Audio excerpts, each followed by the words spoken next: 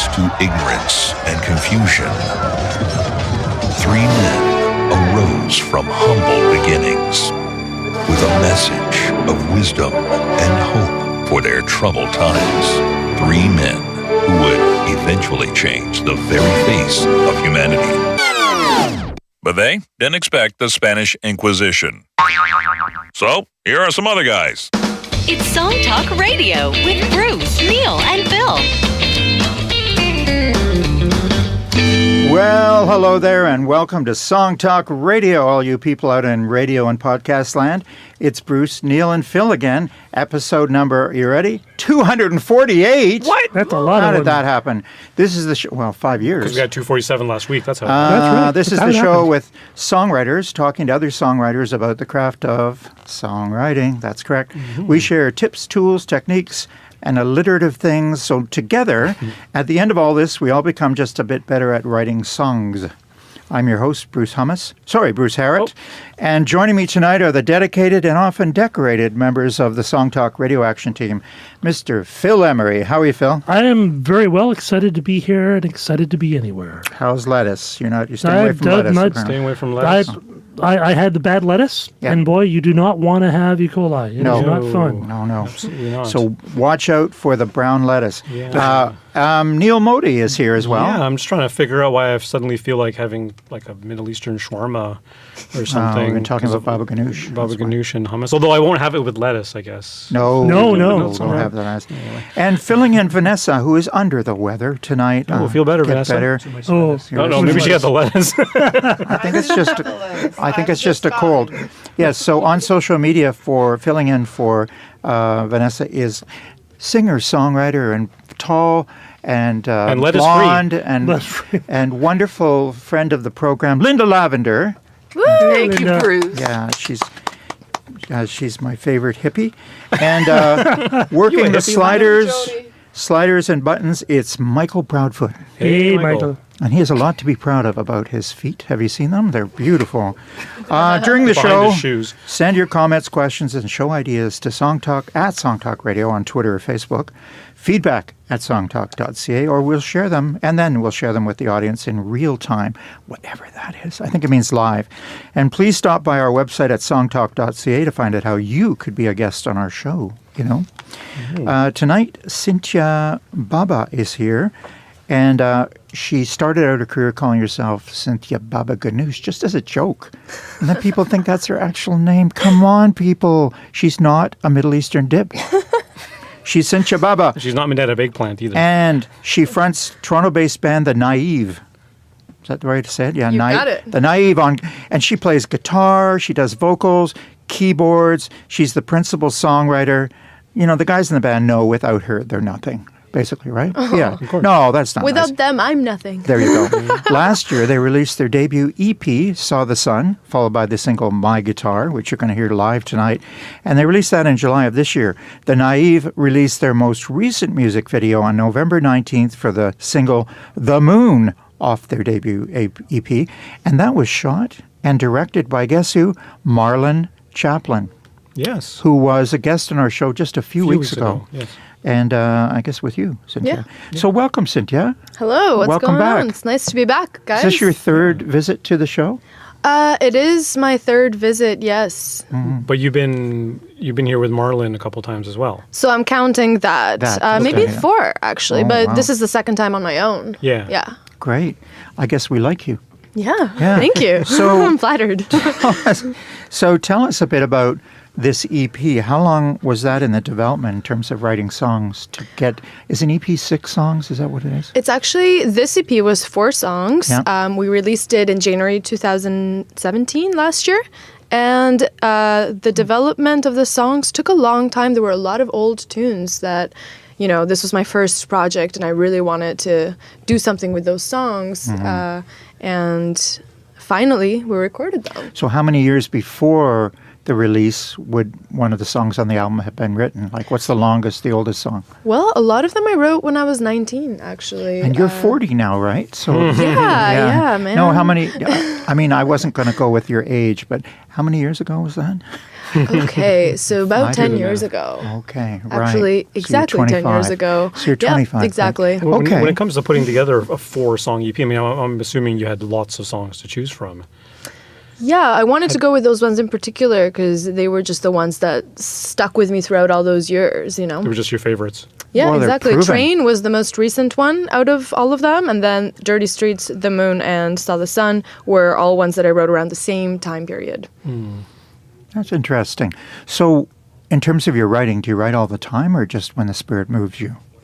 In spurts, I go through times where I am writing a lot, playing a lot on my own, and then I will go through months without writing anything. Now, do you worry about it during those fallow periods? I used to, but I've learned not to. And it's interesting because whenever I have little ideas, I always pull up my phone and record them.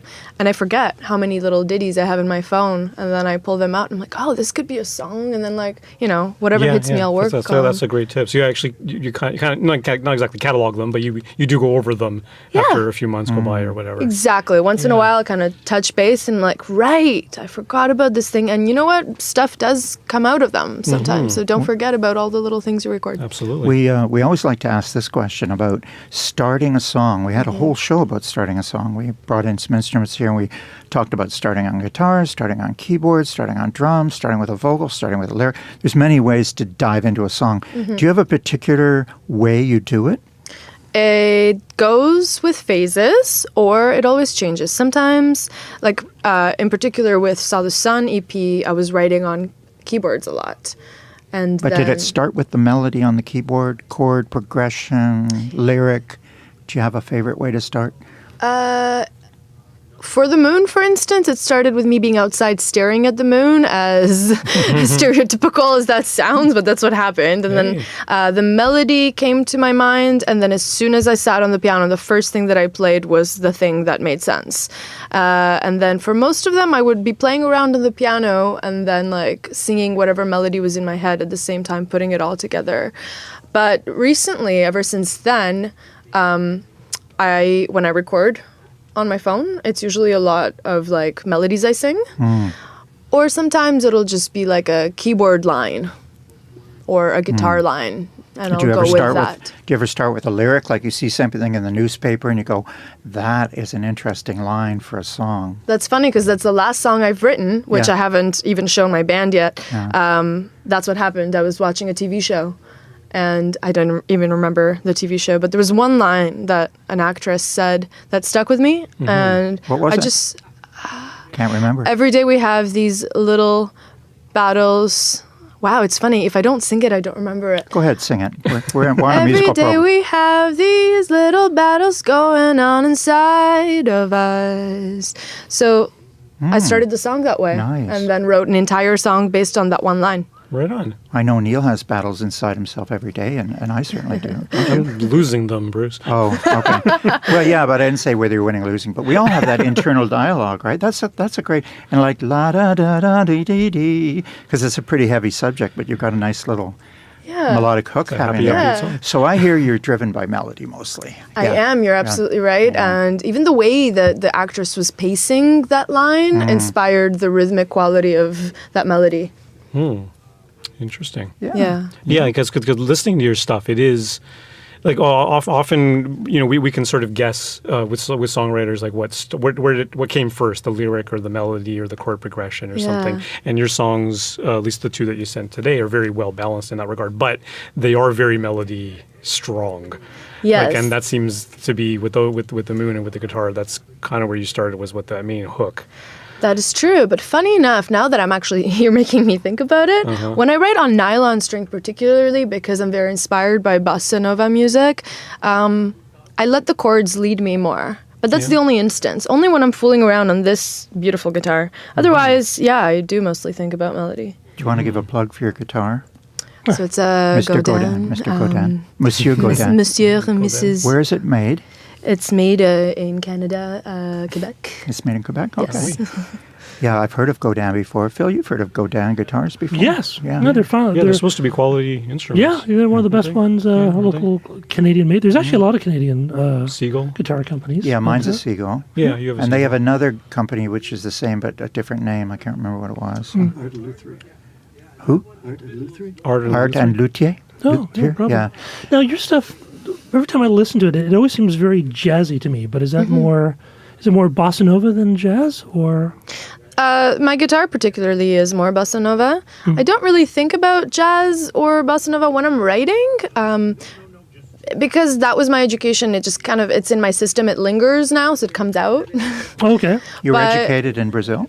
No. I went to U of T Yeah. in the jazz program, but I'm... You were in the jazz program, so you have Right. that influence. Ah, Okay. right. So it's just You in were me right. now, but it's not something that I'm necessarily gearing toward as like my style or genre of music. When people ask me, I call myself a pop artist, and I play pop music. There is a strong pop sensibility to what you're doing as well. Yeah. But it's nice when you're, I mean, like you say, you don't thinking about genre, and that shows because you're floating from moment to moment even. There's a little bit of sprinkle of this and a little sprinkle of that, and it all comes together and just ends up being your thing. Right? That's how I like it. Rainbow sprinkles. They're the best. So have you been, when you bring the songs into the band, has the band been doing the arrangements, or how is that working out between you and the band in terms of the writing and the... Oh, we talked about this last time you were on the show, and you said you're a control freak. No, that's not me. Well, maybe you're remembering someone else. Maybe it was them that said. It was the band that said that. So Now maybe you're that getting was them in them. trouble. And but what does happen, as Phil said? How do you work with your band with your ideas? So I write the songs by myself, always. Whether it's on guitar or on keyboards, I always have a skeleton laid down on an instrument with me singing. And when I bring in the songs, I don't really say anything. We just go through them and see what happens. And I'm interested to see what their take on it is and where so it goes. You're never presuming where the bass line's going to go or what the guitar lick is going to be. Or Who's anything in your like that. band? What instruments? So on bass is Alex Lacusta. On drums is Stefan Hegret. And Brandon Wall plays electric guitar. I play keyboards and guitar. And sometimes we have some backup singers join us on harmonies. Usually it's Jocelyn Barth and Jackson Welchner nowadays. Yeah. Great. Yeah. Are you going to be performing in the next couple of months in Toronto? Absolutely. I'm going to be having our next show is at the Painted Lady on December 5th on a Wednesday with Emily Raquel and her band opening. And then we're ending the night. And this is... Painted Lady, is that Roncesvalles? No, it's actually on Dundas and Ossington, and it's in honor of the release of our latest video. Did you say The Moon. Avery Raquel? Emily Raquel. Emily Oh, Raquel. we had an Avery record. Yeah, we had Avery Raquel on the show. a while ago. That's odd, eh? She's not old enough to get into a bar, though.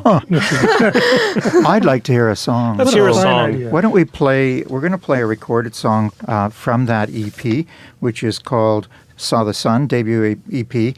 And this one is written, of course, by Sintja Baba, and it's called The Moon.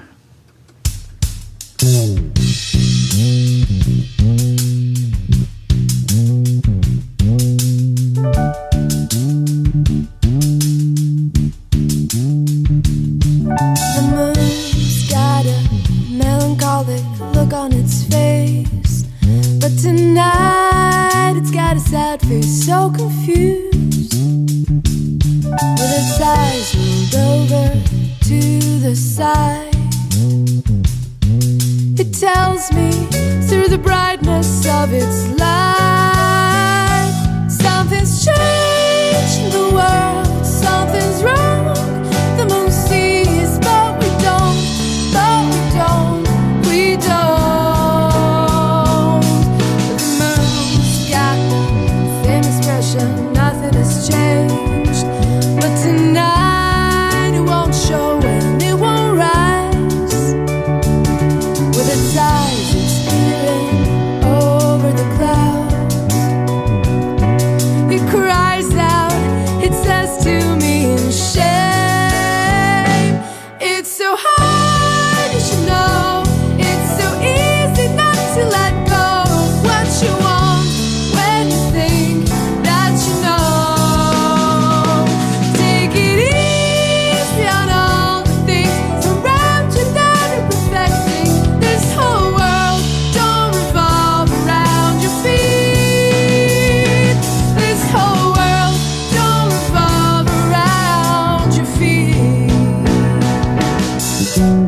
It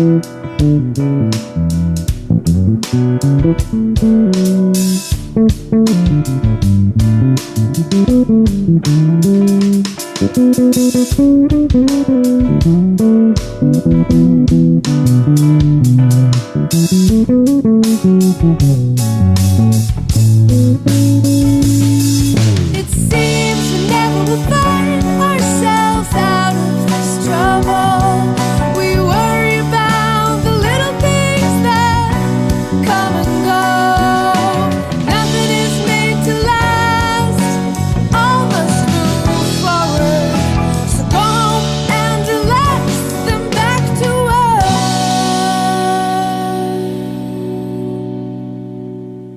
Something's changed in the world. Something's wrong. The moon sees, but we don't. But we don't. But we don't. But we don't. Something's changed in the world. Something's wrong. The moon sees, but we don't. But we don't. But we don't. But we don't.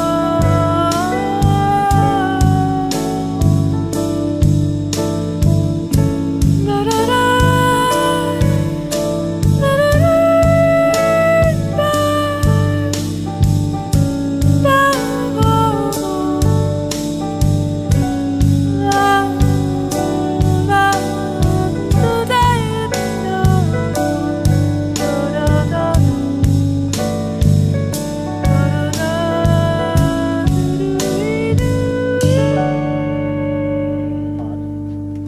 All right, that would be Yay. The Moon by Sintja Baba and her band, The Naive. The band's Amazing. called The Naive, and that's called The Moon. And wow, that was really cool. I mean, Neil, why don't you can jump in first, but what an Yes. interesting, the chorus lyrics keep changing every chorus. I've never Yeah. seen that before. Rarely. Cool. So good for you. Neil. There's so many things I love about this song. I mean, where do I start? Okay, the hook, the right? beginning. The beginning, yeah. Okay, so obviously the hook. Something's changed in the world. Something's wrong. The moon sees that. The melody just soars right up. It's super catchy and memorable, which is where the pop influence comes in, right? Mm-hmm. I mean, sure, jazz can be catchy, but I don't think it's ever like that catchy. You know, and that consistent, because even though you change the lyrics every time, Mm-hmm. and even the phrasing is always the same, the melody is always a change, but it's not like something's changed, and then the next time you do it, it's so hard you know, it's like you're breaking the phrase in a different location, but the melody absolutely remains consistent. Yeah. So I mean that's a great example of, you know, keeping one thing the same and changing another element, and then what's bringing so variation. interesting, because you know, you have like a short verse. I mean, your notes are long and kind of legato, so I mean the verse is a good length. But then you have a really catchy chorus, which is short, and it's interesting because you set up a very tight initial chorus. I mean, in terms of something's changed the world, something's wrong with the room. See, what we don't. There's a certain specific rhythm that you've set up. Then you have another short verse, and then you have these two chorus variations where you totally break that, which is so interesting. But it's still clear that it's a chorus Because It's the same melody is chorus, 'cause consistent. the melody is so tight. Yeah. But even like the number of syllables in your verse, they're just totally different, which is just such an interesting approach. Was that something you sort of intended to do this, or was it just kind of a natural response, or? It was two things. I had more to say, so I just kept going with what was coming to me lyrically. But at the same time, I did have the intention of remaining within that frame rhythmically and sticking to the melody and keeping it the same. So I was keeping that in mind as I was coming up with the lyrics. Right. Even verse to verse, you weren't a slave to verse 1 had X number of syllables in the first line, so like verse 2 has to have that number of syllables. Again, same thing in the verses. Like I wanted to stick to the rhythm and, you know, the syllables making sense to the melody. Right. So, They scan slightly differently. What I like that. I mean, there's very few songwriters that come in here and change up the lyrics in their chorus. And, you know, the purists would say, Well, that's not a good idea because the chorus is usually the hook, and you want people to remember it. So, sing along. but I don't think that's true here because the melody's so memorable. I like the bass solo too. It's very unusual in pop there's not music. That's super cool. Something I you think don't that's what hear kind very of made often. me think of jazz because your Yeah. approach is very jazzy. Of course, you have that jazz background because you're trained in jazz. Yeah, the scatting at the Yeah, end. but it's also yeah. just the way you approached it. I mean, the fact that you had a chorus, because a pop producer would come in and say, "That's a great chorus. The something's wrong. It's like it's hooky, it's singable, it's easy to sing all the way through." And I'm sure he would be pushing you to have that at least in somewhere, like every time you did the chorus, because even at the end in your outro, you have the same lyrics as the first chorus, but again, a totally different variation on the chorus. Yeah. So it's a very kind of jazzy sort of arrangement. It's not a very straightforward pop song. I liked how you. Yeah. I liked how you did two things at the end. So, what people call a breakdown or a measured shift in a song to signify there's a shift happening. You both slowed down and got quiet and brought out some of the instruments. So it was very chill. And this is another thing that a lot of writers don't do that we've had on here is to actually change the tempo. Because you slowed it right down there, right? And It feels then like that, but we it's didn't not? really. You were still No. on a click track, like you were. Yeah. It just feels that way because there's so Because much it's more stripped down. space. Yeah, yeah. Oh, okay. Interesting. Yeah. But there is, like, right after the bridge, there is a hold, like a conductor's eye, as they say. For sure. Right. There is a hold, and then you go into the quiet chorus. Absolutely. Whether that's Well, consistent what are you tempo. calling the bridge? Like the bridge, sort of the after After the bass solo? the bass. Okay. That wasn't another verse, was That it? Or was seems that a very bridge? But I think That's that's the, I guess you sort could of call verse. that a bridge. But Yeah. the slowdown part was, I think, some things changed in the world. Yeah, At exactly. the very end, you know After what? that Now that I section, think yeah. about it, we might have slowed it down a little bit. I think you did. Yeah. Yeah. Because then you sped it up, and it had a really nice move. It moved, which was really great. It's an interesting aspect of modern recording because everyone wants to do stuff to a click because it's easy to edit.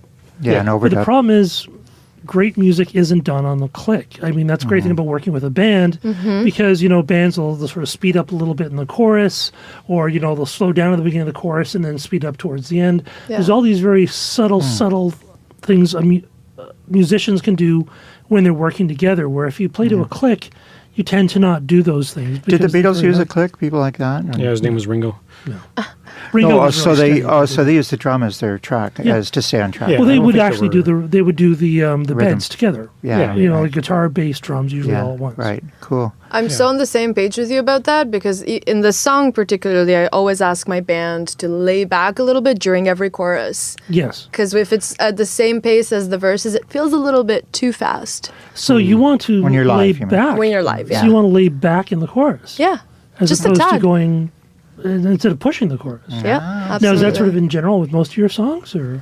No, just this song Just this one. particularly. Oh, interesting. Yeah. I really like the chorus was so catchy, and you only did it once the first time around. And the first time I heard this song, I'm like, no, I wanted that again. But then you did it twice the second time around, which is the a smart end. thing to do. It's kind of you're teasing the listener a little bit because it's so catchy that and then you just go back into this verse. I'm like, no, I want that chorus again.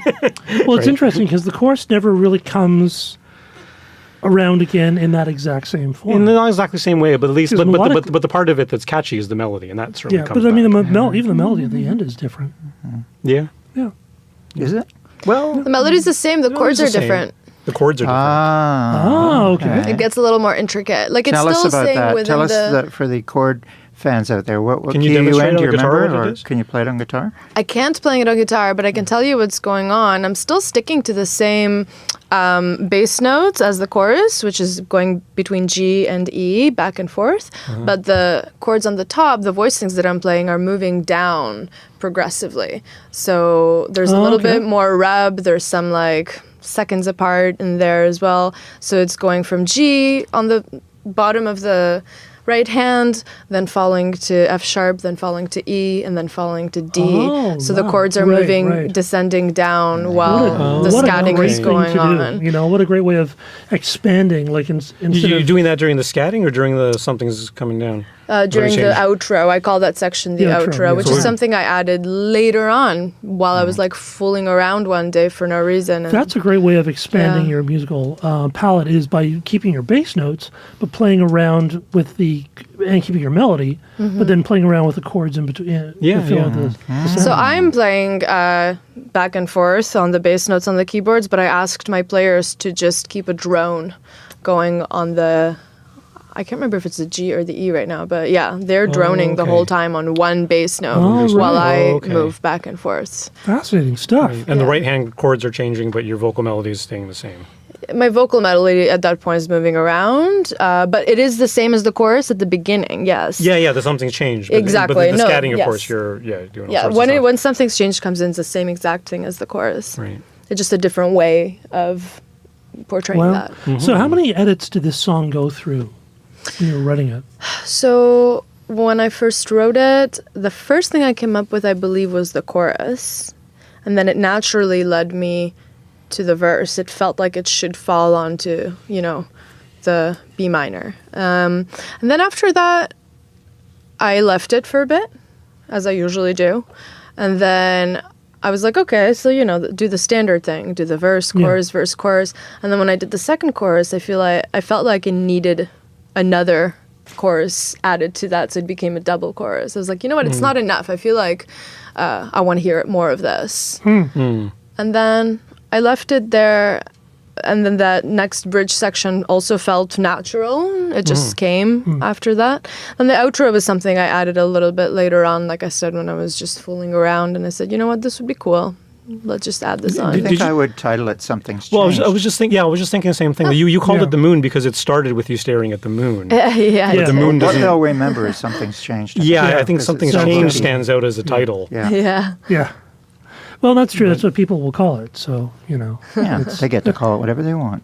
We'll that say, song. Play that Something's Changed song. Something's Changed song. With the one with the bass solo. It's interesting that break, before the slow part. It's just long enough that I could see it sort of throwing off a DJ, Yeah. It sounds like the song's fading out. We're done. Oh wait, no, not quite. There's a couple of songs that are like that. I always thought that was kind of a fun thing to do. Yeah. Absolutely. Speaking of fun, I think we should listen to a message just for a moment here. And we'll be right back. Okay, for those of you just joining us, you are listening to Song Talk Radio with Bruce, Neil, and Phil. We're streaming on songtalk.ca, and tonight our guest is Sintja Baba. Don't forget, we love to hear from you, so please tweet in your thoughts to us at Song Talk Radio on Twitter or via email at feedback@songtalk.ca. We'll share your thoughts here on the show. And you can find links to all the products, books, and web services we mentioned on the show on our resources page at songtalk.ca. And coming up in the next couple of weeks, Tuesday, November the 27th. Next Tuesday, the return of super composer and big music brain guy Frank Horvat. That's always a great choice. Yeah, and he's got a really interesting project that he wrote for a string quartet. And he's prolific. And he's prolific, yes. And December 4th, we're heading into our holiday season. We'll be doing a repeat episode that night, How to Approach the Press, which we did a few months ago, which is a very informative show. And if you're in the Toronto area, please join us at our next Songwriters Meetup on Thursday, December the 13th from 7 to 10 p.m. at the Transat Club. It's free to join and free to attend. Stop by songtalk.ca for the link over to the meetup. And we got some emails. We got email, but first, our musician's joke. Oh, yes. That's what we do here. What's the difference between a musician and a 14-inch pizza? Oh, I don't know. A 14-inch pizza can feed a family of 4. Oh. And we got some replies from last week's gift show. Yes. One from Methuski MK Glomo. I'm sorry for damaging your name. You have to send me how to pronounce it. How about, and this is a great one, how about a nice little voice recorder? For obvious reasons, and because cell phones are overused, it would be nice to have something purposed for capturing creative ideas. And I would definitely say that. The Zoom. There's a Zoom 420 or something. Yeah. And especially if you play with a band, because cell phones get overloaded. And the Zoom has an automatic gain control. Yeah. So it doesn't overload. So it works really well for Rehearsals and stuff? Yeah, for Yeah, I rehearsals. do that. What does that retail? And it's stereo Yeah, too. but which is good. it's also the idea of having a dedicated device to it. Yeah. Like if it's somewhere on your phone, you probably won't go back to those little notes that you recorded, Yeah. as opposed to How having a much would dedicated device that for it. set you back, Phil? You can get them for like 300?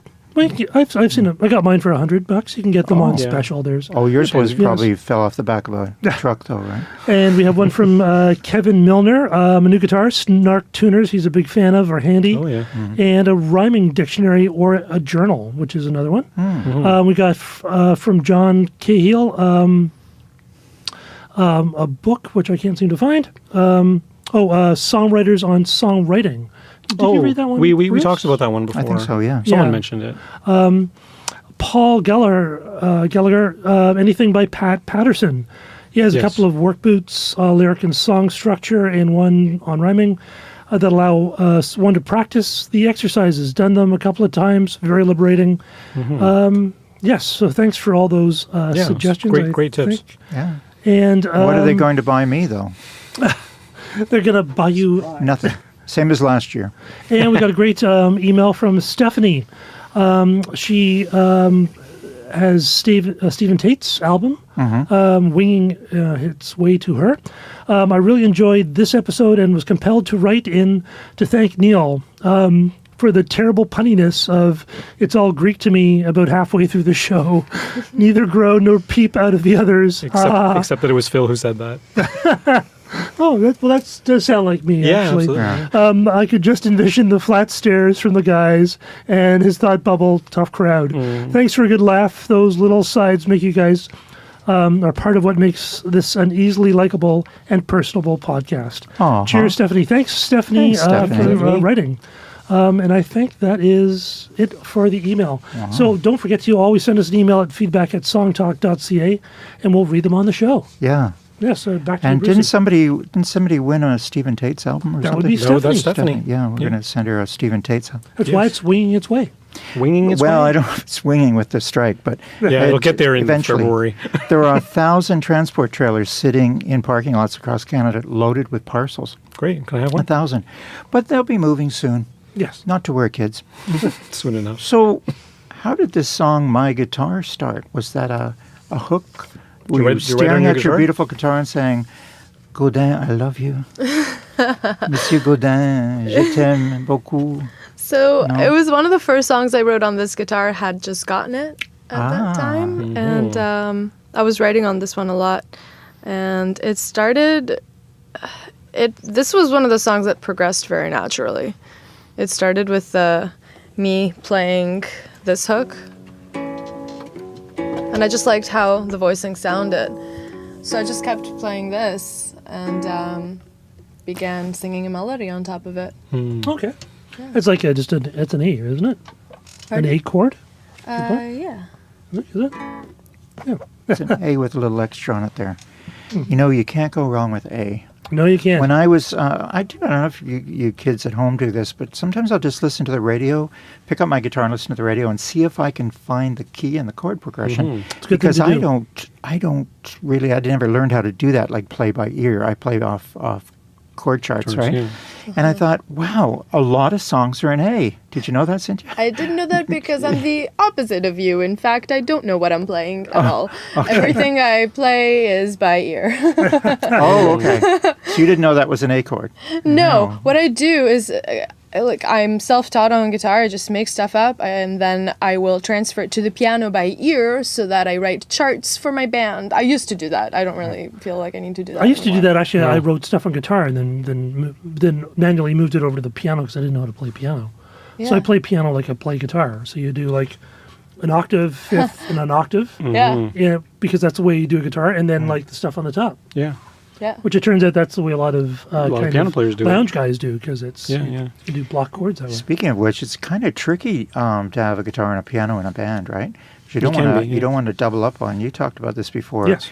One of the cardinal sins is for the guitar to play the same chord progression as the piano. It gets really Just weird. the same riff or the same melody. Same riff, yeah. Right. Because it's like, why? It gets confusing, right? Well, you have to be conscious when you're playing in a band about stepping on each other's frequency toes. Yeah. So the guitar is often in the same frequency range as the voice. Yeah. So the guitar especially if you have a separate guitarist and a singer, the guitarist has to make sure that he's not doing stuff that conflicts or fights with the vocal. But on the other hand, it's a really good opportunity to start introducing some interesting melodic phrases into your live arrangements or even your band arrangements or whatever, right? Because the guitar can be doing something that's kind of straight and rhythmic, and a keyboard could be doing something a little bit different melody that's even offsetting the vocal melody. Well, as Phil has often said, the trick of playing in a band is knowing when to not play. Yeah. Because you have to get your ego out of the way, I think, and just say, Absolutely, you know what? I don't want to play. I should step back here and let that come forward. Because if everybody's trying to play all the time, it just gets, unless you have a really good arranger who writes it out. But I think bands figure that out, right? What sounds good. I'm lucky to have a band that is very good at listening, for sure. And when it comes to what you were talking about earlier, we do talk about that sometimes, my guitar player and I, when we're both playing guitar in certain tunes. You know, if I have like a lower, more warm tone on my electric, I'll say, hey, why don't you like play a little bit higher? Yeah. I usually play rhythm on guitar and on keys, and I kind of let him play more melodically and roam freely. Yeah, and then that's usually the way to go. Are you writing more on guitar or on keyboard? Because keys that's your first instrument is keys. Is piano, right? Honestly, it always goes back and forth. I started writing my very first songs when I was around 17 on guitar, and it was a nylon string. That was my first guitar. And then I started playing on piano a lot, and then guitar, and it goes back and forth. Oh, And all by ear. You never, even though you play, like usually piano players know their theory. Usually. It's somewhere in there in my brain. I don't know. Well, if you can do it by ear, you're probably better off. Would you like to play your guitar now? Sure, Maybe why it's time not? for a live song. This is a live performance here from Song Talk Radio. And we're going to hear the song called My Guitar. And this is written by Sintja Baba, of course. And it's played on her beautiful Godin guitar. So here we go, Sintja Baba with My Guitar.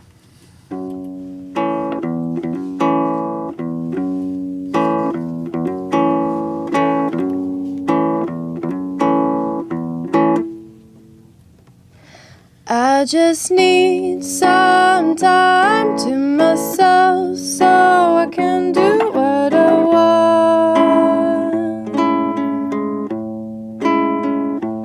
My guitar tells me what to play. It sings songs and puts them in my mind.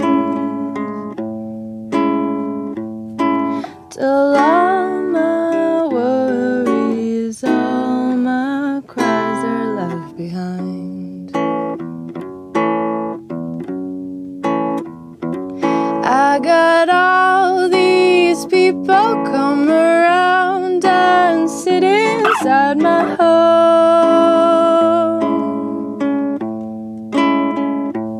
and I listen to all their worries, tell them a few of my own.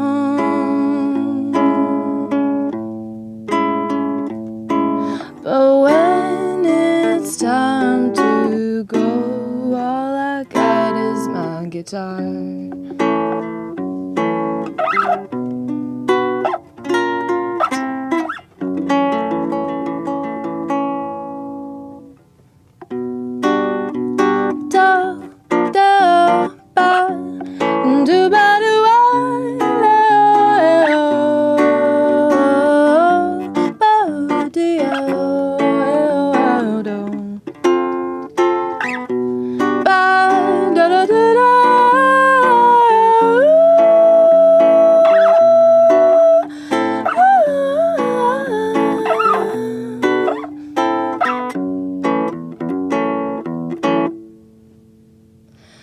When the time keeps rushing and it won't wait until I can be still,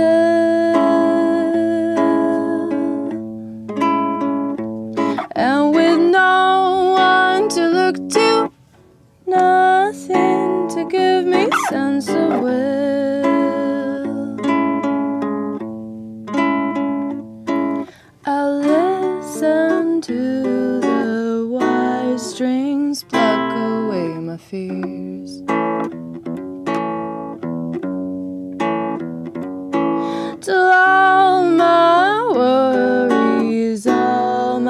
no cries are left behind.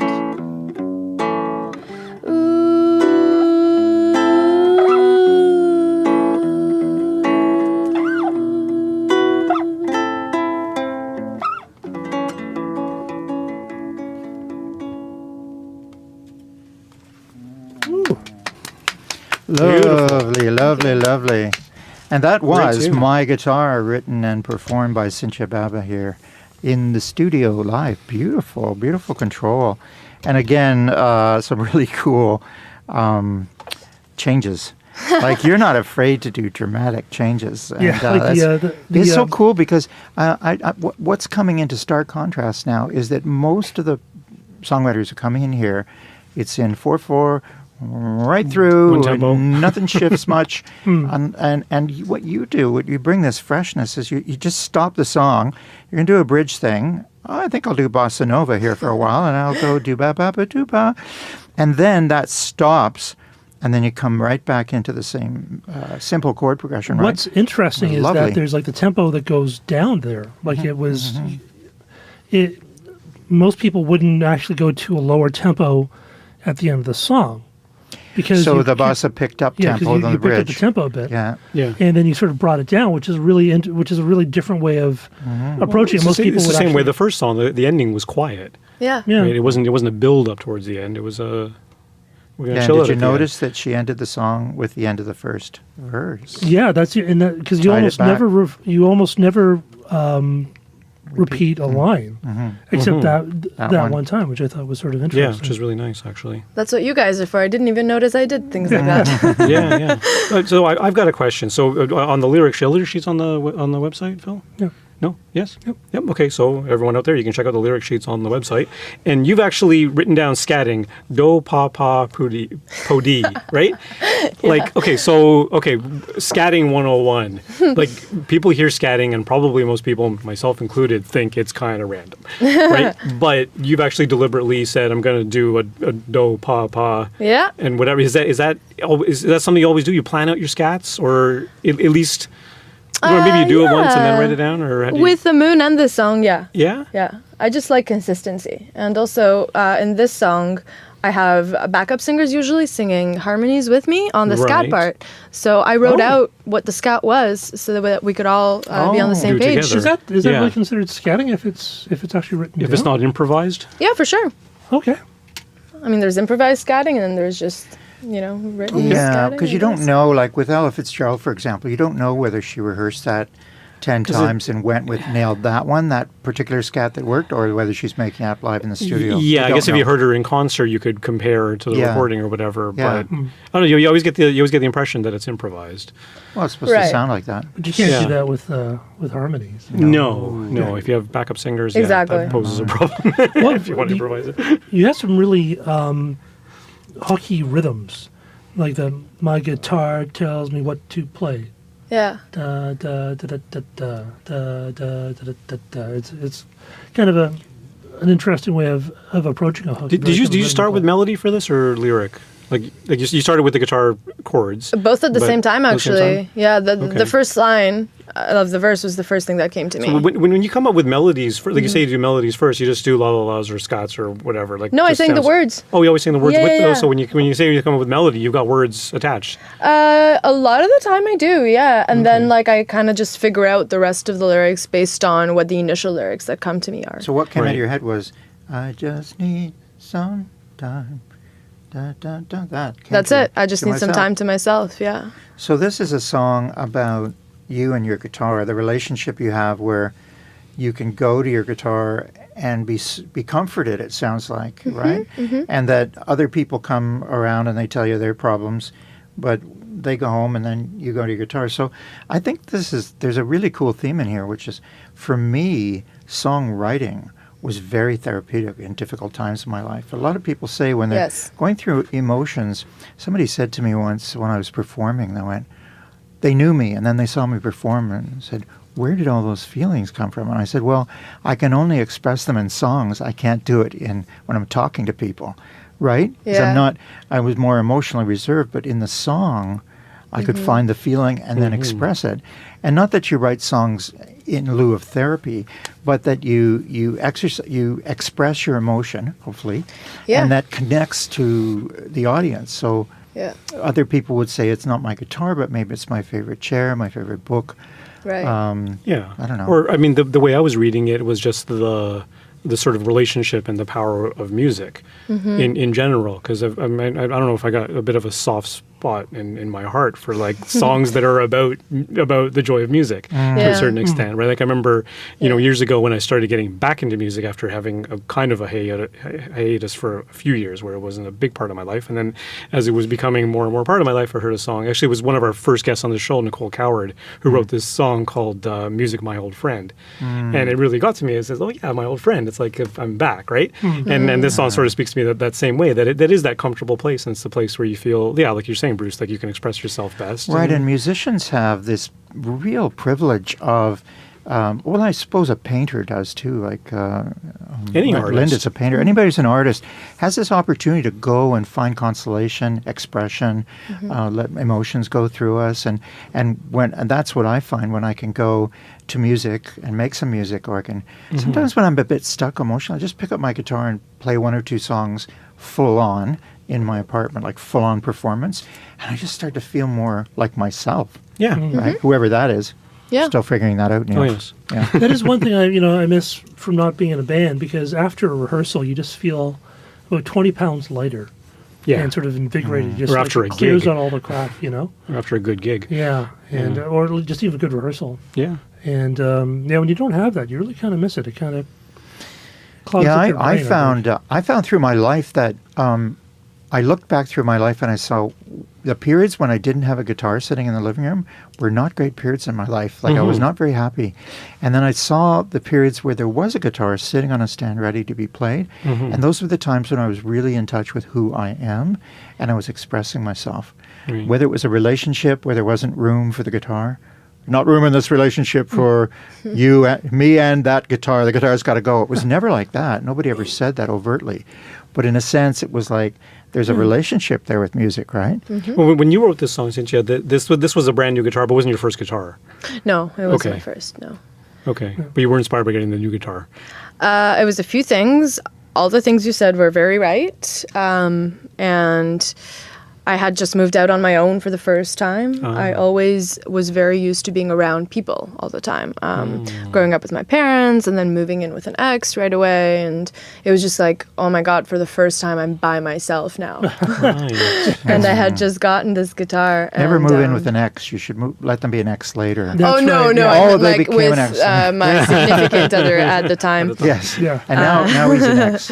But then you were on your own, and was it lonely at first, and then you found some solace through music? Is that it? Precisely. It was a good way to process my emotions with this song and, telling myself that it's nice to find peace being on your own and also find peace being on your own while doing this and connecting to my guitar and processing my emotions that way.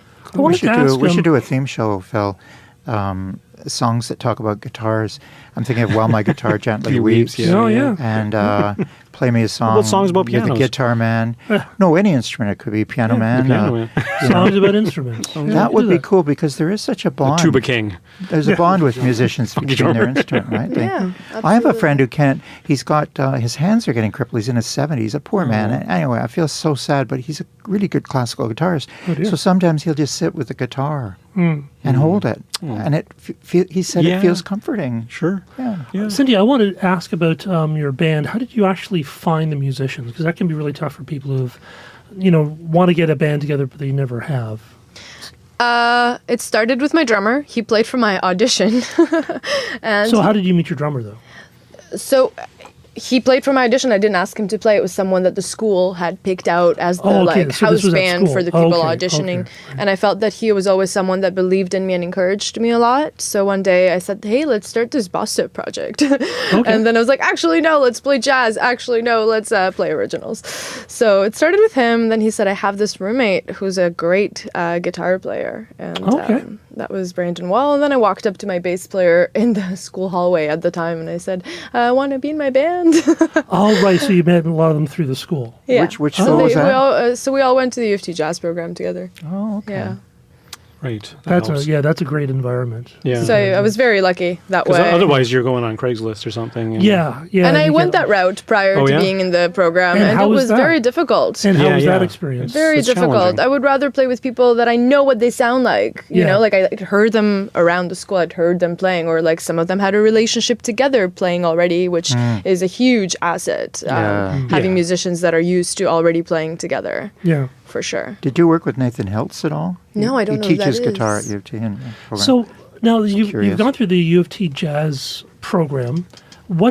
How do you feel that you've benefited from that? Because I think a lot of people might go, well, should I bother going to a jazz school like the U of T, or should I just be on my own? Or? Honestly, it's up to you. I personally felt like I just had trouble communicating what my thoughts were musically and projecting them to my band members, because I did have a band prior to this program. And it was great. It was a lot of fun, but I often needed help from the other band members to like bring out my ideas. And the other thing was I felt very inclined naturally toward jazz itself. Like I was Right. listening to it a lot, so I decided to explore that. And what I got out of it most were definitely the people that I met. All the players that I play with now and that I know in the music scene, my teachers obviously, and now it's just like I said, in my system. Got a tweet in from Sharon. Music lovers also have relationships with music. A happy place to go. Yes, Oh, absolutely. Good Thank point. you. And of course, the other good way. I mean, I'm in a band with Addie, who I met at the Songwriters Meetup, and I roped in a bass player Tom, which I met at a different meetup, and then Addie roped in a guitar player Karan, who he knows through a family Through the connection, and then neighborhood. we roped in Alon, who's also from the meetup. So I say meetup. Yeah, meetup.com. The songwriters meetup is, as we mentioned earlier, is a great place to find other band members and producers and co-writers. And musical people too, which is nice. Yeah. Yeah, no, it's good. Generally people who love music. It's a bit easier than going through Craigslist. That's Well, it's a bit more effective because they're. Not to really disparage Craigslist or whatever, but they're people that are sitting behind their computers. Whereas Meetup, you actually have to take the effort to go out there, Yeah. and Yeah, with that's other true. people, and They show and, up. and you can put a little bit of confidence in the fact that you're meeting, good people there. Yeah, and by the way, if you sign up for a meetup and you're not going to go, it's really good form to let the organizer know. I'm finding that with my new meetup I'm doing it. People just don't show. Yes. So I'm going to kind of train them to do that. I was thinking about when you said about knowing people that when people play together, Yes. it's a lot better. When I recorded my album way back a number of years ago, I hired a guitar player, and then he brought his bass player and his drummer, Yeah. right? The guys that he did sessions with all the time. Yeah. And it really paid off in the studio. Like they were so in sync, so to speak, that it was just bang, right? Yeah. So that really You had helps. NSYNC for your backup band? Yeah, they were available. So anyway, my guitar, I really like. I like the surprise tacit and with no one to look to. Boom, tacit means stop, full stop there, and then on you go.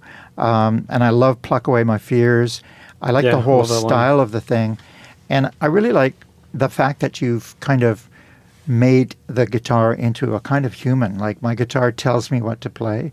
It sings songs. Like, people could think that we're crazy when we're like that, but we're musicians. So, of course, it's going to communicate things to you. Absolutely. And- This particular guitar, like I said, I just go Magical. with what I play. I let it lead me. Yeah. Absolutely. I listen to the wise strings pluck away my fears.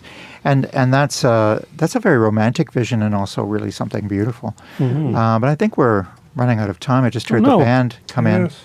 Oh, there they are. Yeah. Yep, it's coming. Okay. Well, thank you, Sintja. Thanks for coming by. Thank Thank you so much. And Thanks thanks for having for- me. Fantastic. Great Thanks songs. for playing live. you. We've had a bit of a drought of live performers. Yes. So it's such a treat to I mean, hear. the performers have been live. People have been live here. Yeah, we never have a dead performer here. Not yet. Because, not yet. So far, so good.